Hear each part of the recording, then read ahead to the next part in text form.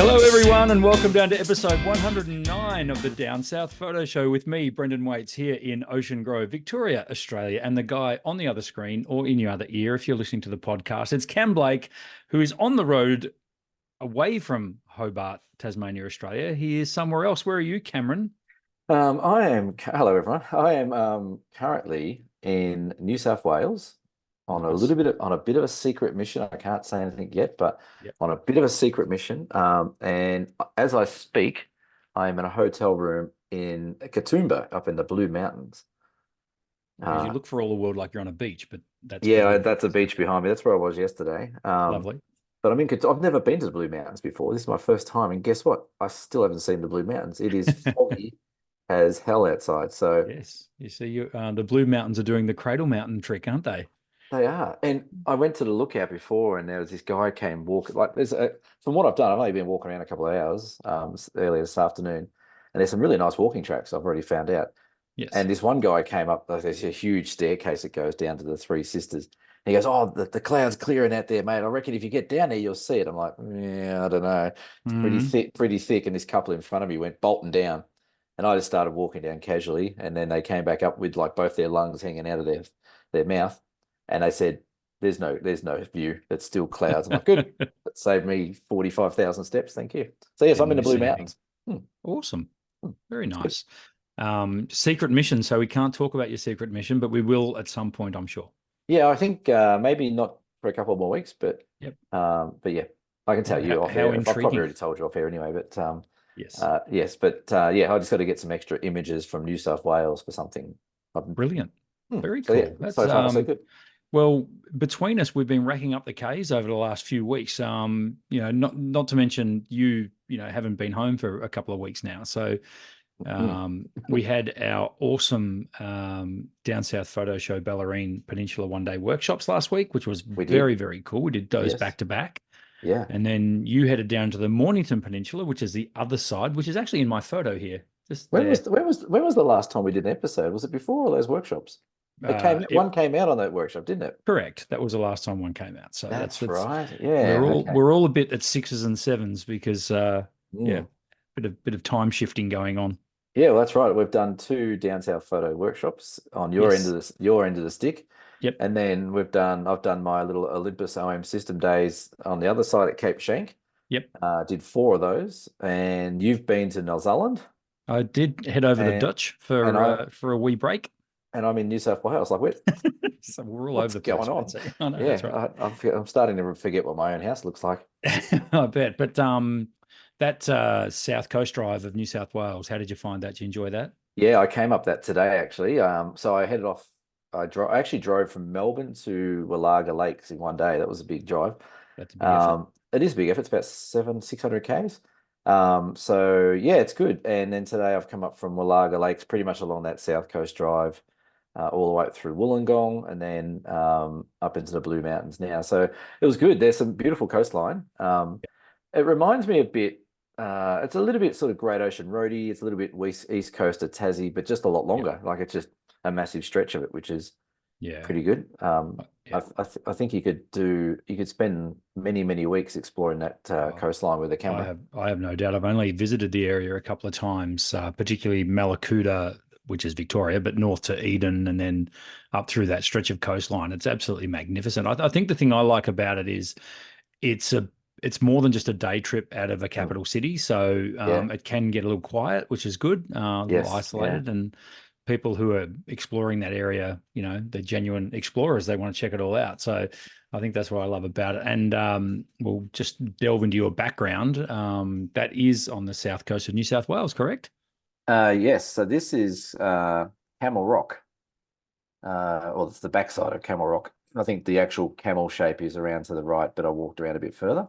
So that's looking, yeah, pretty much south down the coast from the little viewpoint there. So that was last night. I say we because there was another guy who rocked up with a camera as you do, and we all sort of sat there and thought, is there going to be color? Is there going to be no color? And the color was on the up to the left out of the frame, and then looking south was a bit more subdued. So I did a couple of shots from both angles. But yeah, that's a pretty cool little spot. It's also just down the road, or literally a stone's throw from Horsehead Rock, which is a really famous landmark on that coastline as well. So yeah, it was good. And then it was pretty funny. This guy said to me, he goes, "Oh, the low tide's here in the morning. Are you going to come back for sunrise?" I'm like, "Yeah, I'm going to plan to get back to sunrise and see if I can get around a Horsehead Rock." He goes, "Oh, well, I'll see you there." He was so enthusiastic, this guy. And then I got home and I looked at the weather forecast, and then on the radar there was storms building up down near Bega. I'm like, this is not going to go. Anyway, so I checked the radar forecast and it said it was going to be completely clouded out at sunrise. So I set my alarm at 5 o'clock, opened up the window, went, "It's raining," closed the door, went back. So I don't think he went down there. I didn't go down there and got a bit of a sleep in, which is nice. Yeah. Bonus. Hmm. He's So probably subscribed to the channel now. So speaking you of, know thank what? you to everyone who I, subscribed to our channel. I didn't even mention the show to him.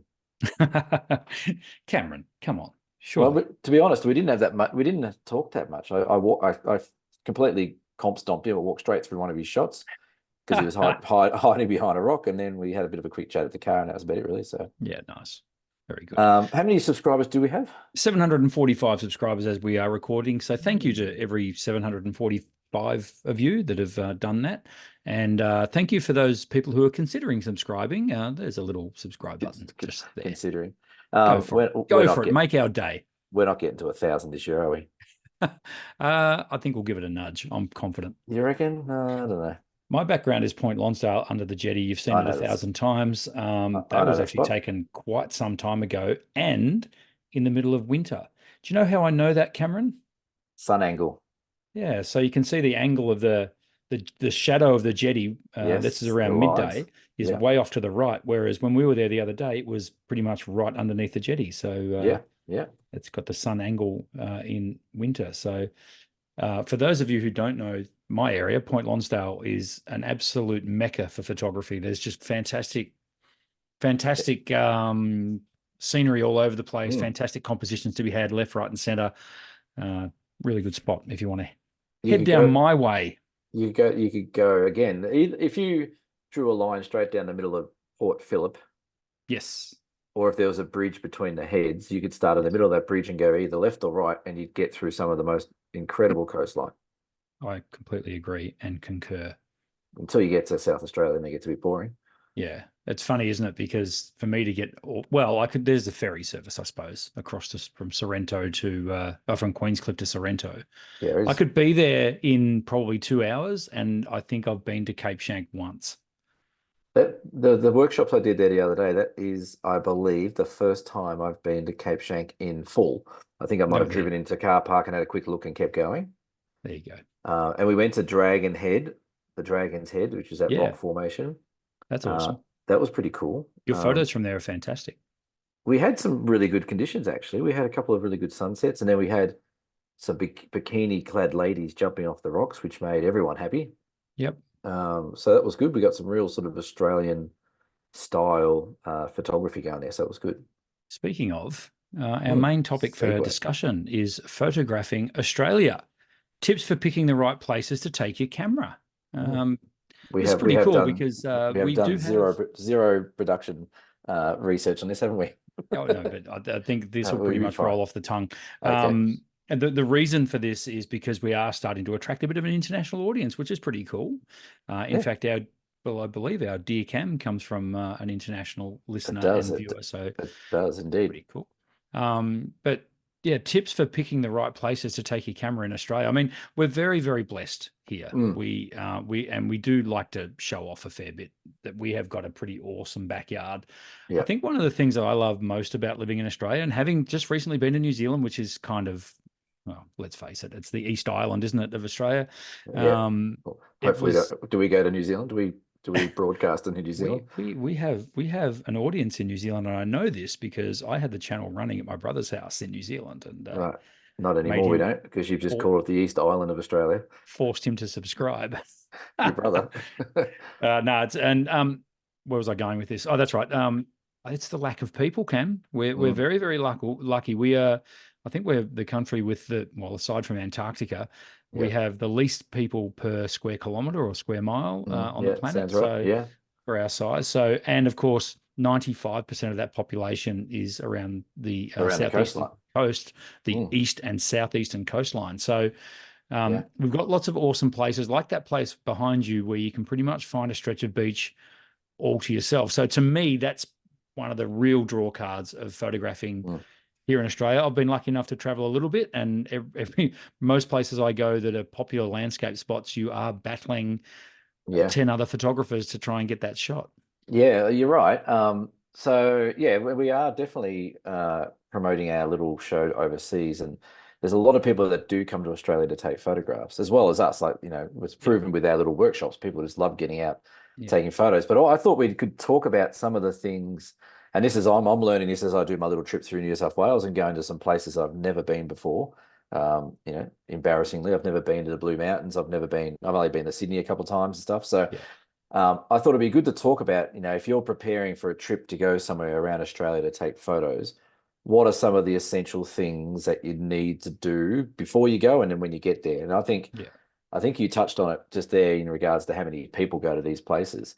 Um, I think if you're looking to travel around some of these amazing spots in Australia, the first thing I'd be doing is looking at what time of year you go. And if you can, like I'm here in the Blue Mountains, and this is like clearly one of the most popular places in the world. And today there was hardly anyone around because it's end of school holidays, middle of the week. I've been able to book accommodation the day before I get here and just rock up and stay somewhere. So planning your time to go, I think if you can plan outside school holidays, unless you've got kiddies, but plan outside of school holidays if you can, I think you'll find that you'll get to a lot of these amazing places with less crowds. And just a little sneaky little tip for international visitors to our country as well. The different states have different school holiday times. Sometimes they vary by up to 2 to 3 weeks. So, Yeah, yeah. if particularly Tasmania, I know are quite different to Victoria, normally a week or two out, and same with Queensland. So, We're about 15 years behind. don't be like that, Cameron. We are. We only go to year 10. They don't even go to year 12 yet. Well, there you go. See, crazy stuff.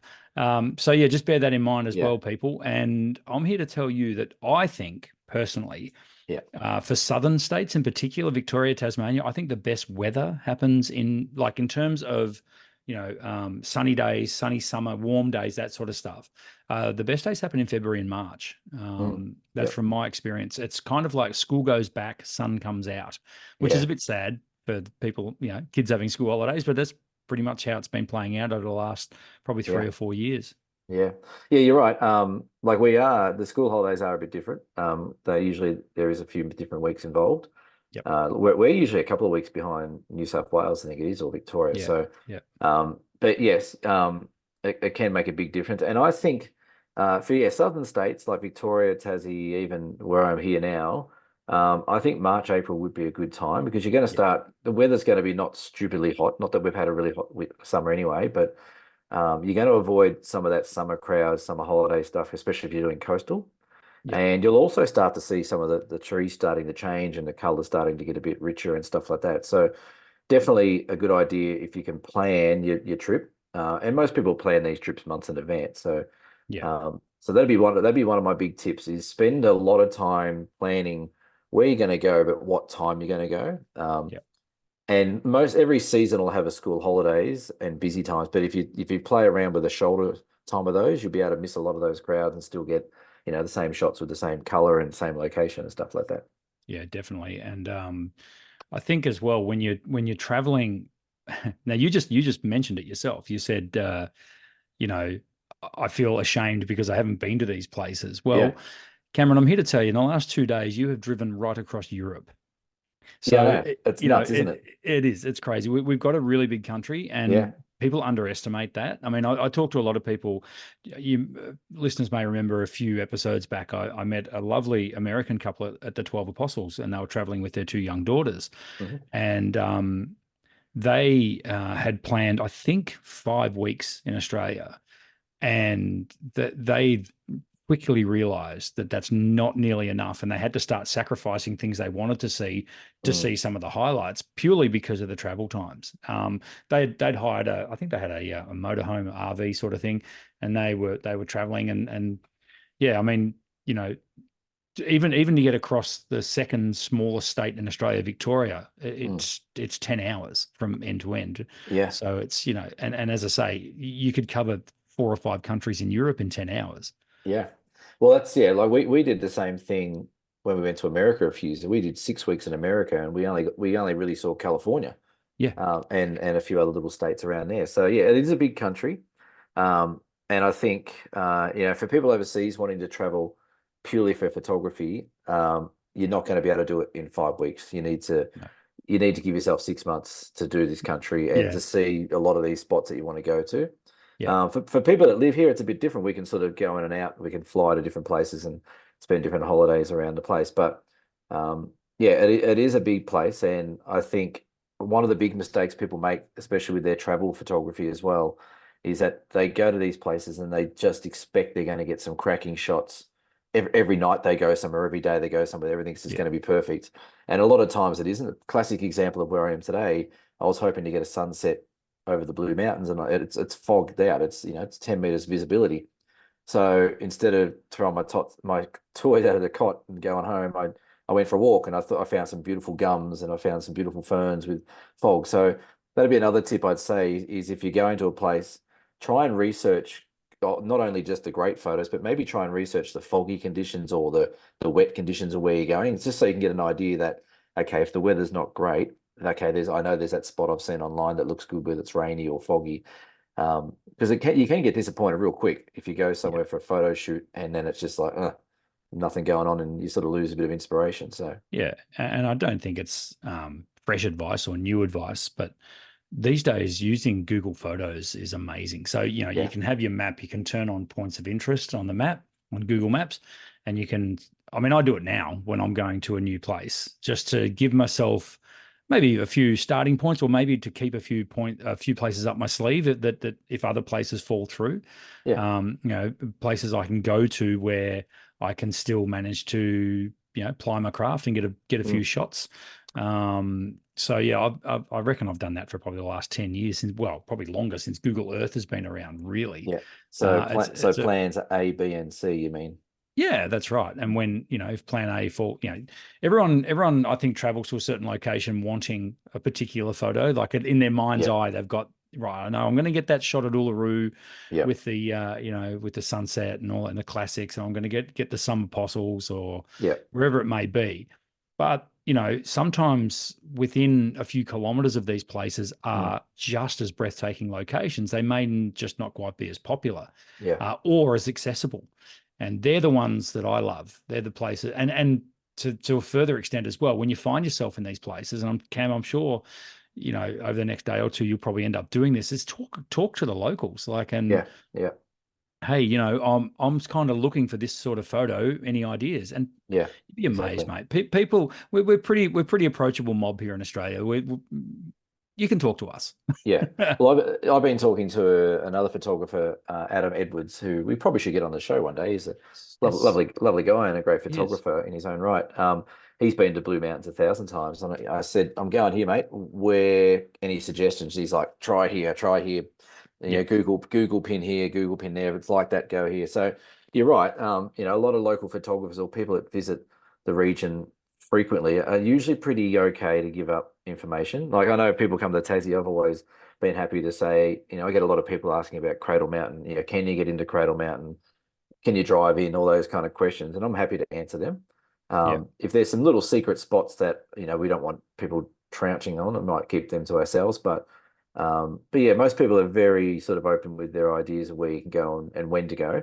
So yeah, yeah, that'd be another tip is do your Google image search. And if you find it on the Google image search, it'll probably show you who's taken that photo. If you go and have a look at their work, you'll probably see they've done the same thing we've said, where they've gone to the, Uluru, but they've also got photos from all around that surrounding area that you might not realize are there. So it's a great yeah. resource. Same as Well, Instagram. Instagram's a great resource as well for that. well, it's probably about the only good thing about Instagram now. Yep, that would be true. Yep. While I think of it, and it's kind of is on the topic, a shout out to Patrick from New York, who was in my store a couple of days ago. I helped him out with a sensor clean on his Fujifilm X-T5. He had a very stubborn spot on his sensor, which I was able to move for him, and he Mm, told me he would subscribe to the show. So hello, Patrick. yeah. Have He'd you been to seen, the has his Australian name Open. pop? Oh, yes. He'd been to the Australian Open with his wife, and they decided to hit the road for a few weeks after the Australian Open tennis, Right. and they headed my way, which was great. And as I was cleaning the sensor for him, he started asking me questions about where he should go and take some nice photos. And Yeah. goodness me, did he strike a little gold mine? Did you tell him all the good spots? Oh, look, I just, it's so easy for me because I know the area so well. Yeah, I didn't tell him all the good all of them. spots, but Well, I and told him the ones that would make his day. he's just unsubscribed now. He's like, you Yeah, bastard. no, he was actually they were lovely people, really really Yeah. cool to have him here, and they I explained to them about the summer apostles and Mhm. what time of Yeah. day you should get there and all that sort Yeah. of stuff, and similar to to what I was saying before, that was the gold medal shot he had in mind. He wanted that Yeah. photo. He was going down the Great Ocean Road to get that photo, and Yeah. you can get really, pardon the pun, focused on that goal, and Yeah. forgetting that, hang on, the journey is just as good. And I can tell you Well, from Ocean Grove to the Summer Apostles is about a yeah. 300K drive, and there would be 400,000 locations from here to I was there. gonna say, like, yeah, you're right. People get fixated on those one locations. Yeah. And like you said, the journey, the photo at the end is all about the journey that you get there. So Yeah, that's it's the right. same here. Like I've driven past some real amazing landmarks, but along the way, I'm like, oh, that's a pretty cool shot. That's really cool. I'm sure people Yeah. have seen it before, but Yeah. yeah. So I guess, yeah, another tip would be don't get sucked into just those Instagrammy tourism shots. Get them. I always say it on my workshops, here's Cradle Mountain, get your Cradle Mountain shot. That's That's awesome. right. But then once we've nailed that one, let's really start to work our compositions and do something Yeah. different. So, Yeah. Which is what we'll do on the Great Ocean Road workshop as well, Cam, in May, which is ka-ching, plug. 2 spots left for. Well done. 2 spots, 1 spot, two. Anyway, Two there's not many spots. spots left for that. No. Is when we do our 12 apostles shoot, it will be exactly the same. It'll be righto, guys. Yep. There's your 12 apostles. Let's get that. And now let's play. And Yep. that's what I love about locations is, you bag the shot straight away, shoot first, ask questions later. I always say Yep. that in my workshops. Get it in their bag, and then you're away. So, Well, it's funny. We had that conversation at the Cape Shank workshops I did. Is everyone, I said to everyone, there's the lighthouse. Let's just grab that shot of the lighthouse, make a good one, but then let's try and work our angles and let's work our foregrounds and have something interesting so that lighthouse just doesn't become one of the 10,000 photos that are on Instagram or Google Images that you see. You want something that'll stand out a bit differently. And I said, by doing that and practicing that, not only does it make your photos a bit better, but it also, hones your skills as a photographer as well, because you start looking at things differently. So yeah. yeah. As a great photographer once said, you don't take a photo, you make a You make photo. a photo, that's right. And part of that process is, taking that photo, sure, getting the shot, but then Yeah. making the images after that. Yeah, and that's right. And getting the right shots when you're there, that look different to others. I think that's really part of making that shot. If you can create something from a spot that's so popular, that makes you a better photographer, I think. So Yeah. hey, No doubt. I've got another tip, and Yes. I've been playing off air here. So Yes. three things that I've got on me right here that you don't forget on the trip, and I would take extra of. Okay. Battery, Tick. tick. Have one of those in your glove box, memory card. Memory Tick. card. That's been our pro tip from episode Tip. 1, mate. Been your pro tip. Do I have one in my glove box yet? Probably not. No. Well, you And the just other recently one, got a new car, so I can't blame you. So, and the other one is your little tripod mount. oh my goodness, yes. I take a couple of those on me and I keep one in the bag because I'm for some reason I'm stupid. I take mine off sometimes if I'm For some reason, you're stupid. stupid. Well, sometimes I get back to the room or the whatever or back to my desk and I'll sort of give my camera a bit of a clean and I take that off and put it back on the tripod or whatever. Yeah. Sometimes I'll take it off and put it aside. And then sometimes I take it off and I get out in the field. I'm like, oh shit, I've left that bloody thing at home. Lucky for me, with the camera I use, it's got really Yes. good image stabilizing and I don't need a tripod as much. Yes. But those tripod plates, they're really good to have a spare one in your bag, just in case you lose one or falls off or something like that. Because if you don't have that and there's this epic scene going on where you need a tripod, you're a little bit up that creek without a paddle if you don't have one. Absolutely. So. Completely agree. Cameron, if you had to, aside from those 3 essentials, which people who take photos and listen to the show would have all that gear on them for sure, would there be one particular piece of kit if you were traveling to Australia Yes. that you should bring? Outside of those 3, I've got one in mind, so I'll see if you Okay. I'll go a circular polarizing filter. That was the one I was going to say. Oh, damn it. It's absolute essential, is it not? It is essential. It's amazing still, like even on the weekends gone, how many people didn't have a circular polarizer and Or they all, don't even know about them. or just don't want them. Like some people just get them and Yeah. they like it. So those that don't know, it's that little spinny, there, look at that. I can Oh, wow. and spin it there. That's a circular Yes. polarizer there. But some people are just reluctant to use them full stop. And I think it all comes down to that they just can't see the effect of it going on very well. But Yeah. if you're coming to Australia, we have lots of blue skies, we have lots of blue water, we have lots of green trees, we have lots of different colors, red dirt and rocks that all reflect light. So Yes. bring a circular polarizer. Absolutely. And I would bring a cleaning cloth because we also have lots of dust, sand, salt Sea water, spray. rainforests, waterfall water, and beer. Usually that ultimately gets spilled on you if you come If into you would Australia. like to buy us a beer, head to Oh, dsps.com.au. you are getting very good at Um, these plugs. can I expand a little bit on the polarizer? I got a little Sure. bit surprised by, so when we did our workshop, and in fact, when we were right there under the jetty there, Yes. I got really surprised by the number of people that had a polarizer. One, that was a Yes. surprise. Two, had no idea how it worked. Yes. And so It's a I real think weird one. so over the course of the 2 days, we had 20 people. I Yep. would like to say 5 to 6 of them had no idea that the end element spun independently of the lead Yeah. element. Yeah. Which is, yeah, I mean, I don't know. I guess I just took it for granted that people understood how circular polarizers work. So, folks, when you put your polarizer on, don't just put a polarizer on and think job's done. Spin the end element whilst you're looking through the viewfinder or looking at your screen and have a look at the change that it makes. Yeah, it does. And it's dramatic. And it was Yeah. actually it was within the first 10 minutes of the workshop. One of the ladies had a polarizer on. I said, "Oh, now twist the end element." She went, "Oh, that's how you unscrew it." And I said, "No, twist the end element while you," and you could literally hear the penny drop. And it was, Mm. I made a quip. I was just like, "Well, that was worth the price of admission." And she just looked at me and said, "You actually don't know how right you are." Yeah. I You had know, no idea that that's how it worked. I think our next little thing, if we get onto it, if we've finished, there's probably plenty of tips we can give. But the Yep. next little thing on our little run sheet, it relates exactly to that. And Yes.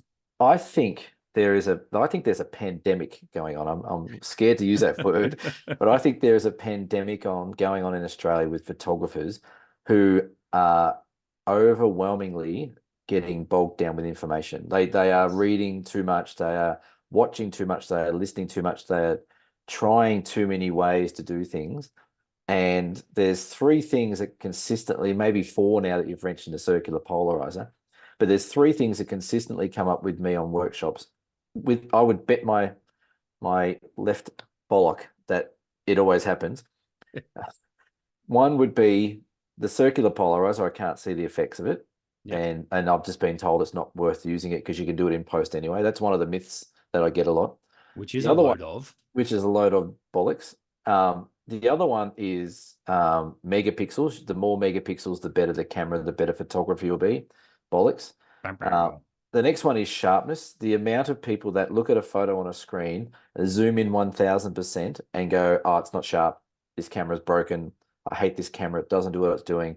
It should be sharp. That one, you're zooming in on a resolution screen, 1,000,000%. It's not going to work.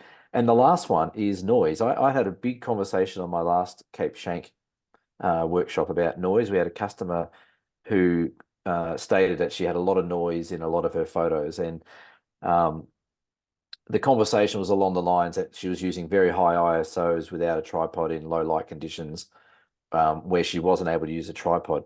But the conversation really became about noise is not a problem anymore. Like we've got things that can fix noise. We've got things that can fix sharpness. We've got things that can fix megapixels. So, why are we worrying about these three things? And the common response to everyone that was on these workshops over the last few weeks was, yeah, but the guy on YouTube said this, or I read this on this thing, or the guy at the camera club or the lady at the camera club said this, or the judge at the camera club said this.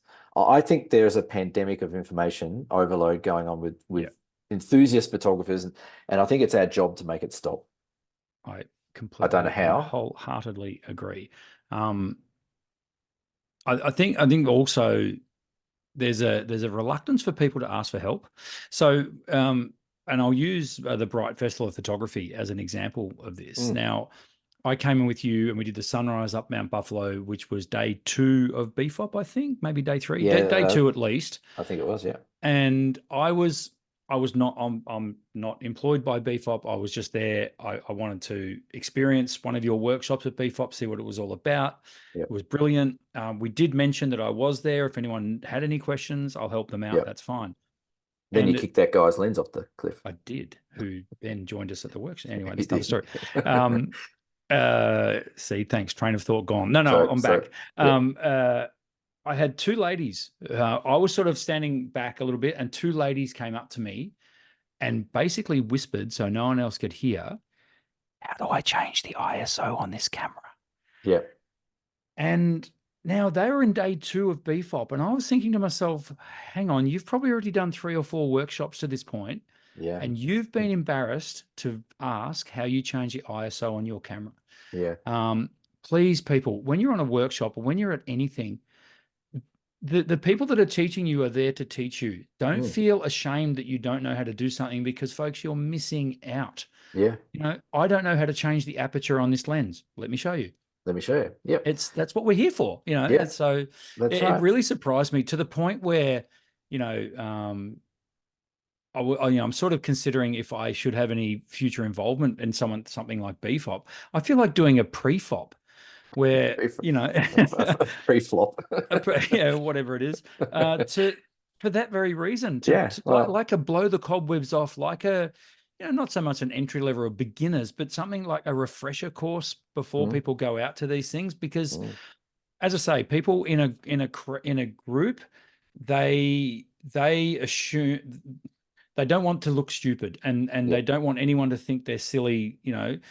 They might have the big flash camera and all that, but they don't know how to drive it. Well, let's show you how to drive it. It's funny we've gone way off topic here, but anyway. That's great. That's what we normally do. But I think what you just said there is a really, really, really interesting and important point, is that they've gone and bought themselves a really expensive camera. And then what I think the embarrassment comes along the lines of, like, I've got the $5,000 camera here and I don't know how to shoot or use 99% of it. Yeah. Like what? And I'm sure, like, I've done it with other things. Like, for example, I've bought like a really nice electric guitar, right? Yep. I can play a few little AC/DC riffs. That's about it. I'm not a guitarist. I have a bit of fun. But I pick up that guitar and I'm like, this guitar, like Angus Young uses this guitar, this exact one. Yeah. Why can he do that on the guitar and I can't? That's right. And I feel guilty. I feel like I've just wasted all this money on this guitar. It looks great, sounds good when you play a chord. Yeah. But really, is it out of my league? And I think people have a similar sort of feeling with photography. They buy these cameras and then they get them out of the packet and they go and use them. All of a sudden, they're like, "Oh my God, I don't know anything." And I've got this camera that's meant to be able to show how to do everything. We had, these Olympus days we did, or the OM days. In the last weekend, I've sold 6 or 7 different OM systems. So people have changed from Canon R5s, Canon R6s, Nikon Z8s. They've upgraded from different Canons and Sonys, or they've gone to this. And one of the biggest reasons they've all said it is like, oh, it just seems like it's easier to use, or it's, that menu system's a lot easier, it's a lot smarter to use, and it's half the price of everything else. So I think people are getting to a point where they realize, they're like, Jesus Christ, I've got this Ferrari and I've got learner plates on and I shouldn't be driving a Ferrari. Maybe I should need to start bigger. So I think the point you make there is a lot of embarrassment, and there shouldn't be. Yeah. Like I say to people on my workshops, there's no such thing as a stupid question. Unless you ask it 20 times and you don't listen to the answer. And don't listen. But like, that's what we're there for. You're paying us as instructors to learn. Yeah. So, like, if any instructor worth their salt, turns around and says, "Oh, well, you should know that already," then they're not the people that should be doing photography instruction stuff. They should be working in a. I won't say it because I'll probably offend someone. You offend someone. I was going to say they should be working in a bank or working at Centrelink or something like that, but then I thought people would get offended. Yeah, but I've worked in a bank and you've worked at Centrelink. So there you go. You insulted both of us. Both of us, yes. So, but yeah, that second little point I want to talk about. Yeah, we had a lot of questions on these workshops. Yeah. And like, to the point, there was one day where it wasn't an argument, but it's just like you're really worrying about this thing for no reason. Like Mm. you know, the application that you're telling me that you're putting this camera settings into, it's not the camera making the mistake, it's actually you making the mistake, Yeah. and you need to fix that. And oh yeah, but it's got lots of noise and it's not sharp, and it's, you know, I need to have more megapixels so I can crop the hell out of it. And there's maybe two types of people that we're experiencing these days. There's the ones who just go buy the most expensive stuff and feel embarrassed because they don't know how to use it. And there's the other ones who spend all their time online actually trying to read about how to get better at photography instead of just getting out and doing it and learning Yeah. from your mistakes. Yeah. So yeah, and so the topic was going to be, can we please stop talking about noise? Um, I think we think we might have covered that, but We gave noise a drive by and then cleaned up a few other things on the way through. So that exactly, was yeah. fun. A little But bit of gear talk. mm, In our wheelhouse at the moment, because I'm currently on an OM system camera, and of course we know Mr. Blake on the other screen or in your other ear over there. He loves the stuff. They've announced a new camera. Knocked me they down with have, a feather. yeah, it came out of nowhere, really. I didn't even Um, know that it was in the works. yeah, well, I assume that there would have been one in the works, maybe, but so this is the EM1 Mark, or the EM1 OM1, Yep. sorry. OM1 Mark One. OM1 Mark 1, but they've now brought out a Mark 2. So we'll do a quick Yep. little cap of it, because it looks pretty cool. Yep.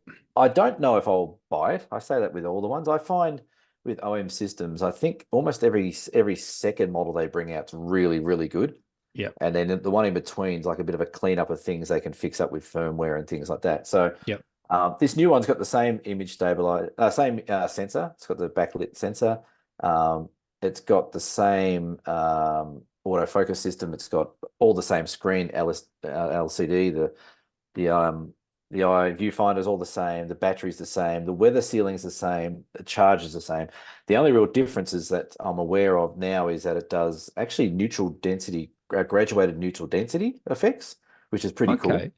So actually, Graduated neutral density, graduate built-in so grad ND built in, filters. yeah, which I thought was going to be something they would come out with. Blow So me down. That's so pretty what you cool. so yeah, pretty much it allows you to drop like a grad filter, pretty much. It's got updated and improved AI autofocus for people, so people running and walking around and stuff like that. Yep. And they've actually somehow managed to put another stop of image stabilizer, and it's 8.5 stops of image stabilizer, which That's is quite remarkable. It was already amazing at 7 stops, but now it's it's 8.5. So that's it's ridiculous. yeah, Yeah, that's next level. I'd be interested to test that out actually, because yeah. I quite enjoy being able to shoot handheld. I mentioned this a few weeks ago when we're on the overland track, Mm.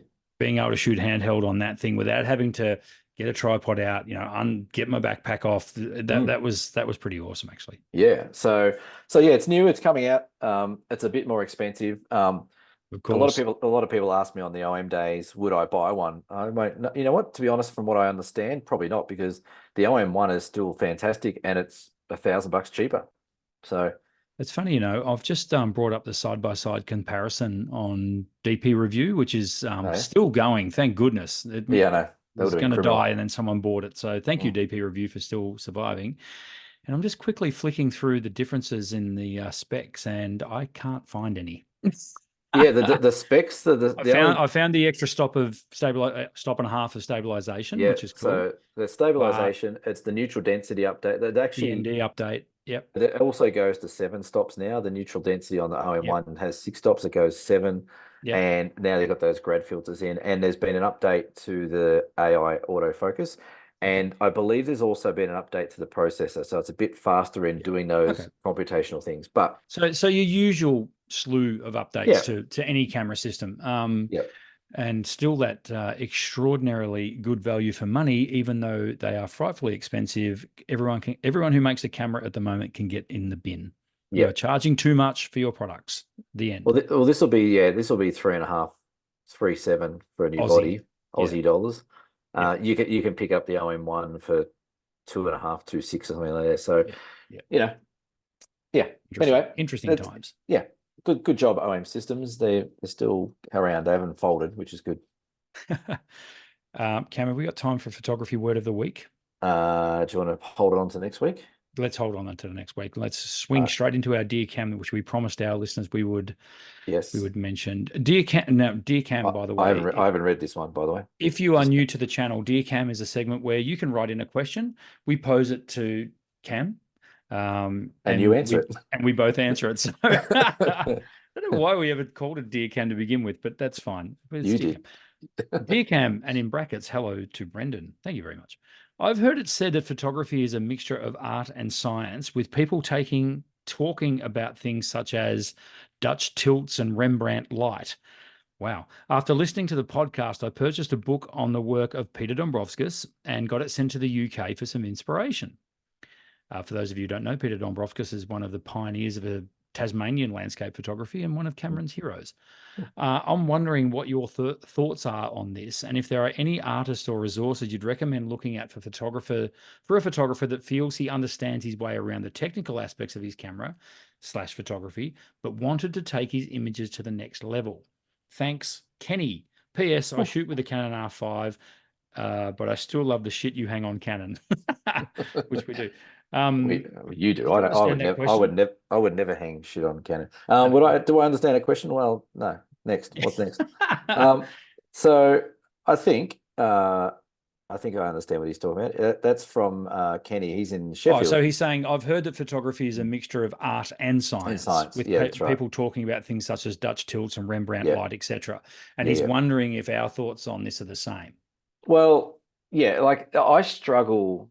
So if someone says to me, "Oh, you're a great artist," I don't actually class myself as an artist. I never have, because I don't think photography is necessarily an art form, as opposed to like musicians and painters and story writers and stuff like that. I find, I studied photography, scientific photography at uni, so I find that I find I'm more in touch with the science side of things. And to me, when I'm taking my photos, there's definitely compositions and things like that that you can learn from like Peter Dombrovskis and other great photographers. But to me, what I look for in my photos, I'm trying to get it, I guess, scientifically right in regards in the camera. So I'm trying to get the exposure right, composition right. I'm trying to get the focus right, get all the settings and get it all lined up that, the magic of the whole photography light thing works and works well. But then on the other flip side, there's people I know that are really great artists who don't really pay much attention to the settings and understandings of. They just press the button and it looks good because they got a really good artistic eye. So I think it's only one of those things where, and I think I heard someone say maybe at uni or online somewhere, that photography is the only art that's a science and the only science that's an art. So it's a quite a unique makeup photography where it's not purely an art form and it's not purely a science form. It's a beautiful mixture of both. So yeah, I think, yeah, you definitely reading up on things like Rembrandt, like we did that at uni. I've never heard of Dutch tilts before. I might have to look that one up before. Mm-hmm. But things like that, yeah, definitely looking at the artistic side of things and how people light things and frame things up, and especially with portraits and things like that and shapes. Yeah. I think it's well worth having a look down that avenue of information. I think Um, you can find some inspiration in that mm, stuff. I mean, I'm we do have similar styles in our photography, Cam, but mm, I think I'm a little bit more by feel. yeah, I do separate myself a bit from the science of it. I don't know. I don't want to categorize myself or categorize anyone, but I think for me, I've always been a real believer of, you see the scene, it appeals to you, push the button. yeah, I mm, try and break it down as simple as that, yeah, but I'm also not naive enough to not understand that you still have to have some kind of scientific knowledge on the yeah, basics of the settings. But I'm a bit of I can see a composition.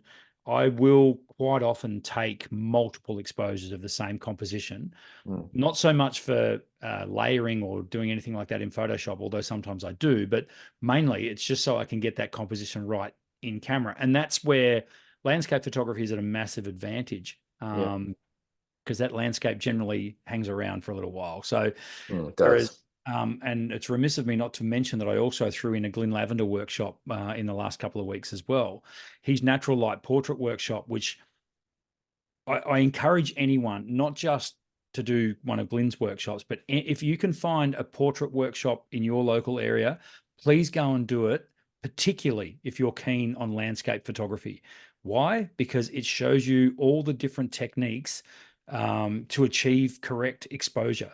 Yeah, And man, every time I do one of Glyn's workshops, and I've done that same workshop probably 7 or 8 times now, I always get inspired for my landscapes. It Yeah, always helps me understand light and understand how light falls, well, reflects off, but falls on surfaces. yeah, So yeah, as I say, I'm a bit more of a feel photographer. So in my answer to Kenny is probably just go by feel, but also use this stuff as inspiration. What yeah. people talk about in terms of Dutch tilts, Rembrandt light, Fibonacci swirls, all that kind of stuff. I know, Jesus. right? I Sorry. know what Dutch tilts are now. That's where you just sort of tilt the camera and sort of, shoot from above or beyond or Yeah, below and stuff like that. yeah, yeah. So he also said there, is there any recommendations for looking to understand techniques? Look, I think we could rattle off 1,000 people that would be good to watch or learn from.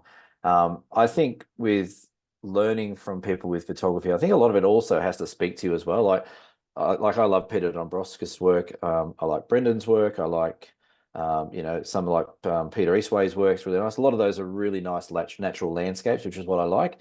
So my advice to Kenny is, try and find the style of photography you like. If it is landscape, try and find a style you like, and then just follow some people that shoot similar to that, and you'll find the artist and the inspiration through there. There'll be some pretty well-known people that sort of have that style that people have sort of tapped into along the way. So, Yeah. yeah. So, and finally, Kenny, it's not too late to change over from an R5 because let's be honest, they're not the best. Especially if you want to track birds. Kenny, if you know how to use your tracking system Yeah. on your R5 to set up for bird tracking with AI, yeah, leave a comment step by step on how to set it up, please, because I don't know. It's That would be ridiculously hard. great. Yeah. Beer donations for this week, Cam. If you would like to send us a Dear Cam question, by the way, hit us up at dsps.com.au, or you can just leave a comment below this video. You can tag us, email, you know how the modern world works these days, people. You Get on gave board. up. You gave up halfway through that plug. Then, I was like, why if am I you telling want to do, people how to do this? They know how to do if this. you want to do this, no, you know what? Can't be bothered telling you. Just do it. We have had a few people, and I left a few off the list, so I'm going through now. Since Yes. our last episode, Yes. we have had a couple of donations from that Mallory guy. Lovely, lovely guy. Oh, good on We you, should Mal. Mel. Thanks, Mel. And by the way, Mel, I made a mistake on the weekend. I was dirty on Mel because I thought he was meant to be coming to my OM day, and he didn't rock up. And I'm like, "Where's Mel? Like, Yeah. he's paid, No, whatever. What's Mal. going? No Mel." So Jenny, who was there, Jenny, who's also donated beer, Thank you, Jenny. she sent a message to Mel, and Mel was like, "No, I told Cam I couldn't make it. I was just going to do another one later in the year." I'm like, "No, he didn't. He did. I just forgot all about the email he sent." So, That's kind of like when you get two ladies with the same first name who book into your workshop, and then you get all confused about which workshop they should be at, and then they panic and they're going to catch a boat. And it just becomes a massive schmozzle. And I put my hand in the air and own that one. Thank you. yeah, you stuffed that one. Sue Northover and Sharon Thorogood both also Thank you, Sue and Sharon. they have For donated some beers as well. nice. If you would like to donate us a beer, dsps.com.au, jump over there. There's a little thing there that says buy us a beer. If you want to, you don't have to, but we don't mind it. We drop a beer every now and then. I need to before I go, I'm going to send you some beer. Okay. Yeah, I'll buy you a slab of Furfies. Is that what you want? You don't have to do that, mate. That's fine. Okay, cool. Sweet. We'll get it. We'll get it sorted out at some point. Cameron, what have you got coming up? Sleep tonight, and Attaboy. then hoping tomorrow. The weather forecast says that there's a bit of wind coming in tonight, which hopefully might blow this fog away. So I'm hoping after the rain and the wind and a bit of sunshine, we might get something good here. In a matter of hours, are you going to be at the Three Sisters Lookout for sunrise? Yeah, I'll be there in about 8 hours. Awesome. Great spot. Hopefully it'll be your background next week, maybe. Who Hopefully, knows? I've never seen the Three Sisters in real life, and only now that I've been to the lookout, which is about 200 meters down there, Yes. do I realize that they're actually pretty close to the lookout. They're not miles. Yeah. I kept thinking they were miles out. And Yeah. No. It's all right they're there. right there. Yeah, Yes. apparently. So, That's very, very cool. Well, that's exciting. And then you're back, you heading back to Tassie or? I'll be in Jindabyne the next night, Lovely. and I'll be going through the snowy mountains on the way back to Melbourne, Brilliant. and I'll be back in Hobart next Tuesday. Right. And then 2 days later, you'll get a visitor. Yeah, You'll 2 get days two later. visitors, actually. I'll get 3 actually. You'll get 3. That's right. Yeah.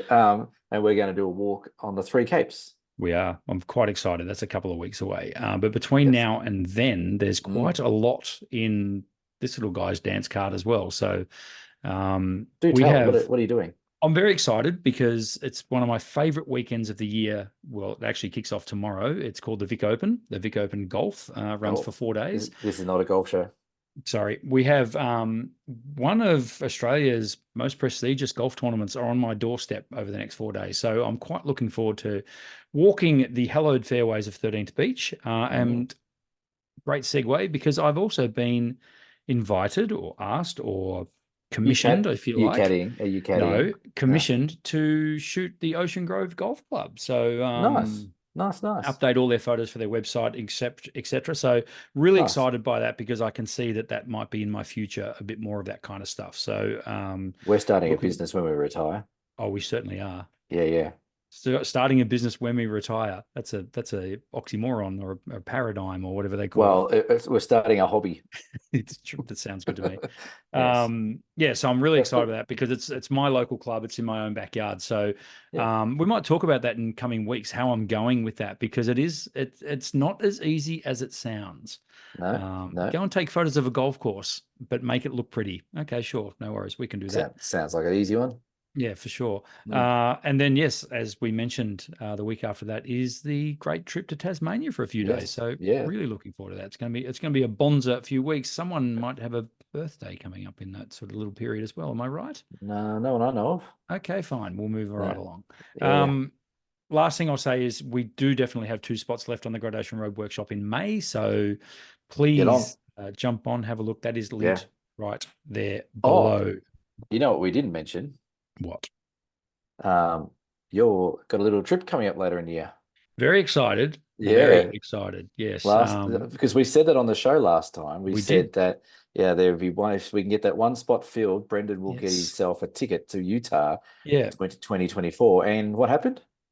Brendan got himself a ticket to Utah 2024. Yeah. Very excited by this. It'll be a challenge on its own right for all of us. I'm sure it's gonna be a lot of fun. The three of us in the same room almost. Yeah, that's going to be interesting. Hang on, what have I signed up for here? No, That wasn't in the contract. What happened? You're sleeping with Mel. Perfect. Perfect. Surely he wouldn't snore, would he? No. But yeah, that's a very, Yes. very exciting opportunity for me. So thank you, Mr. Blake, for You're inviting me welcome. along and giving me that chance. No, it's gonna be good fun. Yeah, it will be. And it'll also, for both of us, it'll expand our repertoire of workshops that we run together. So that's always a bonus as well. Absolutely. No, it's gonna be good fun. It will be. Cool. So that is it. That's the podcast. This has been episode 109 of the Down South Photo Show. Wow. We will see you for episode 110, which has got a nice ring to it. Oh, yeah, I guess so. 111 will be better. True. We'll see you for episode 110 next week. Bye for now. See you later.